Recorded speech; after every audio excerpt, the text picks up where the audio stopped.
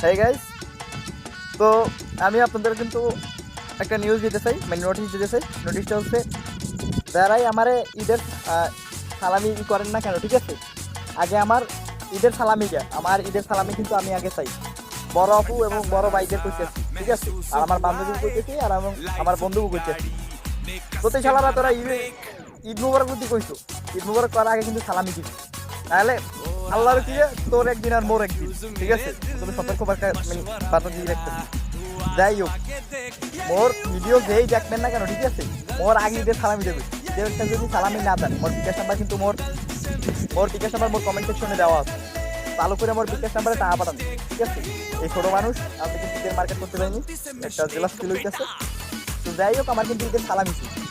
Next time যদি কেউ ঈদের সালামি যদি মোট পারিস অন্তত, তাহলে কিন্তু আগে তোর তোর কি মানে তোর কি মানে তোর স্বামী কি, যদি বান্ধবী হয়, আর যদি বন্ধু হয় তাহলে তোর বউর কি, ঠিক আছে। এই সাজাতের কিন্তু জবান। তো এই পর্যন্ত ভিডিও, ভালো থাক সবাই, ধন্যবাদ।